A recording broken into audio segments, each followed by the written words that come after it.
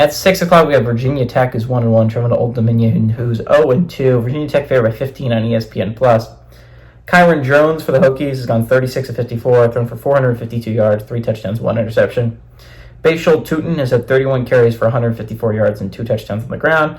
And Steven Gosnell has had 5 catches for 126 yards. Grant Wilson's gone 42 of 72, thrown for 389 yards, 2 touchdowns, 3 interceptions. Aaron Young's had 41 carries for 139 yards and a touchdown on the ground. And Isaiah Page has had 10 catches for 131 yards and a touchdown. Virginia Tech is 3-2 all-time against Old Dominion.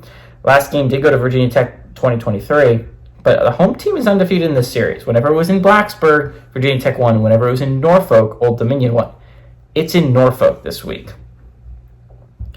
Virginia Tech's coming off a good game against Marshall, a game that they really needed, right? That was a rough week 1 to lose like that against Vanderbilt. You felt like your team was starting to get going. I thought they were going to pull it off, and they were going to escape Vandy with a win.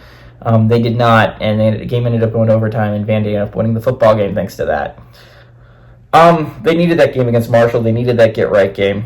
You compare that with Old Dominion, who dropped another one last week. So it's so crazy. If Old Dominion had an offense, they would be 2-0 right now, in my opinion. The South Carolina game was very winnable, and last week against East Carolina was very winnable for Old Dominion.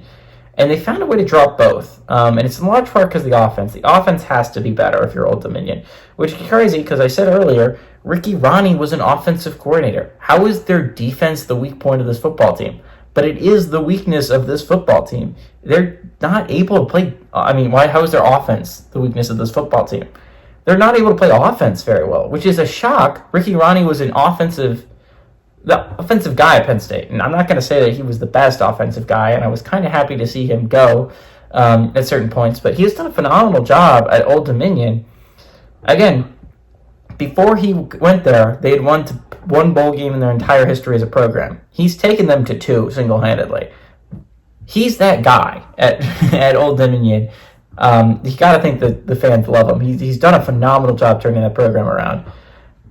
This is a big game against Virginia Tech at home. Again, home team wins most of every single time so far. I think that changes here. I think Virginia Tech wins this football game.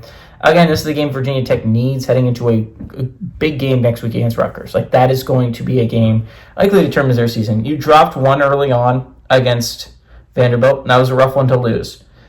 But big game against Rutgers, chance to prove that you are actually as good as people think that you could be. Kyron Jones is still a beast of a quarterback. They're going to be able to put up points. I don't know if Rutgers is going to be able to. We'll talk about more of that next week.